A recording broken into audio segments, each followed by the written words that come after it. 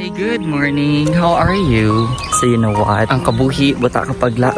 Ani dapat bangon nga may positibo nga mindset sa tanan nga bagay nga katabo sa imong kabuhi. Pero mo lang isipan, God has a perfect timing in everything you do. Hindi mo madiktahan ang kabuhi kag ang imong kapalaran. Hambaga ni kapaborito kong politiko si Miriam Defensor Santiago Hambanay. You can dictate God in His plan on you. Kay man Diyos den tana. Bisan ano mo parang kanagay ka pangamuyo. Kapag ampo ang mga bagay-bagay nga gusto mo matabo, ang plano naman Japon ang masunod kay man tana ang mahal nga Diyos. Tana ang makaako o tana ang nakamaan ka tanan nga bagay nga riya katabo sa imong kabuhi. Ang nami mo lang himuon ang pamumuyo sa mahal nga Diyos nga ubayan nikaw sa matagad lawad-law ang kabuhi asa maabot ang handam kag plano na para kanimo. Padayon lang sa mga bagay-bagay nga katabo sa imong kabuhi. Padayon lang ang pagpangamuyo nga ubayan kita ka Diyos sa tanan nga bagay nga ating ginapangamuyo kag ginaampo. Padayon kita magsari ka na sa anuman nga butang na nakapalibot ka natin, tao man, sitwasyon o kung mga bagay nga katabo. With love, Saronic.